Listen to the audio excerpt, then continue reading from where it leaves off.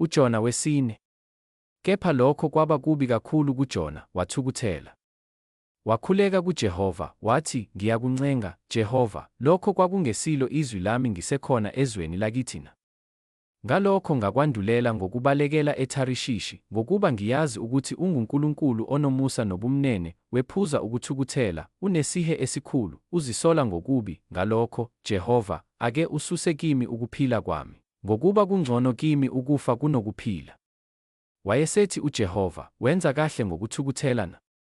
UJona wayesephuma emzini, wahlala ngasempumalanga komuzi, wazenzela idokodo khona, wahlala phansi kwalo emthunzini, ukuze abone ukuthi kuyakwenziwa njani kuwo umuzi. UJehova uNkulunkulu walungisela umhlakuva, wawukhulisa phezu kukaJona ukuba ube ngumthunzi phezu kwekhanda lakhe ukumophula kokubi kwakhe. UJona wathokoza ngomhlakuva ngokuthokoza okukhulu.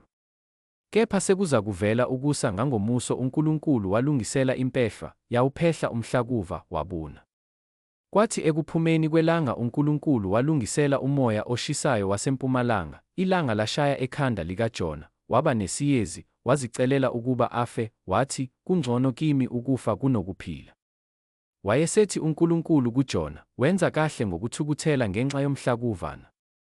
Wathi, "Ngenza kahle ngokuthukuthela kuze kube sekufeni." Wayesethi uJehova, "Wena wawuhawukela umhlakuva, ongawukhandlekelanga nongawukhulisanga, owamila ebusuku bunye, wabhubha ebusuku bunye, mina-ke bengingayi kulihawukela iNineve, umuzi omkhulu, okukuwo abantu abangaphezu kwezinkulungwane eziyi-120 abangakwazi ukwahlukanisa isandla sokunene nesokhohlo, kanye nezinkomo eziningi na?"